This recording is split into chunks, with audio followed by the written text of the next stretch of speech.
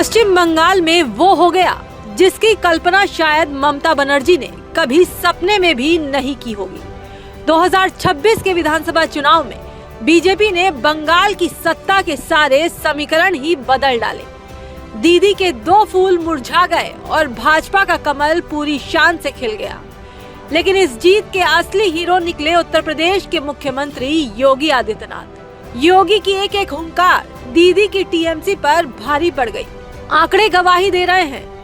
UP के मुख्यमंत्री योगी आदित्यनाथ ने बंगाल की जिन सीटों पर प्रचार किया, उनमें से करीब 20 सीटों पर बीजेपी ने परचम लहराया है। स्ट्राइक रेट ऐसा कि बड़े बड़े राजनीतिक पंडित हैरान हैं। सोनामुखी, कांधी दक्षिण से लेकर कल्याणी और दमदम तक जहां जहां योगी के कदम पड़े, वहां टीएमसी का सूपड़ा साफ हो गया।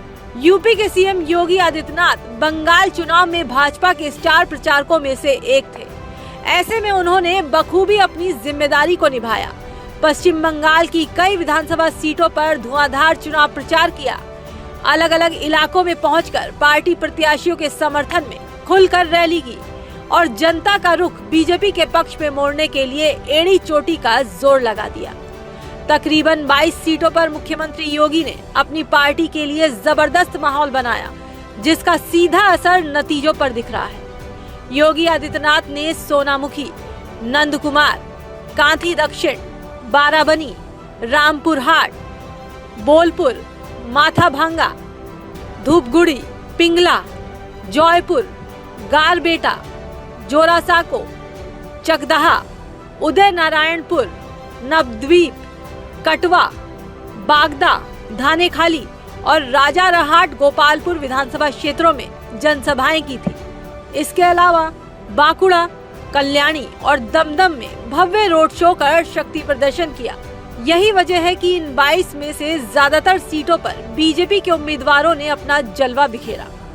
हैरानी की बात यह है कि जिन 22 क्षेत्रों में योगी गए, वहां टीएमसी महज 2 सीटों धानेखाली और बोलपुर पर ही सिमट कर रह गई। यानी योगी के रोड शो और रैली में उमड़ा जनसैलाब महज भीड़ नहीं, बल्कि सत्ता परिवर्तन की आहट थी, जिसे समझने में टीएमसी ने भारी भूल कर दी। ममता बनर्जी के गढ़ माने जाने वाली सीटों पर भी बीजेपी ने सेंध लगा दी है। योगी आदित्यनाथ ने अपनी रैलियों में बिना लाग लपेट के सीधा प्रहार किया था। मुस्लिम तुष्टीकरण के मुद्दे पर ममता सरकार को जमकर सुनाया था। उनके दमदार भाषण, जिसमें उन्होंने बंगाल की धरती पर जय श्री राम का नारा बुलंद किया, उसने मतदाताओं के ध्रुवीकरण में बड़ी भूमिका निभाई।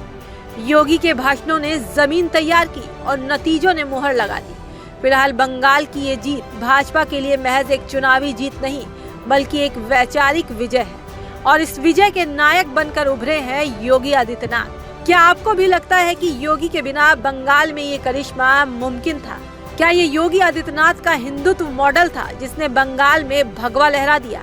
अपनी राय कमेंट बॉक्स में जरूर दें।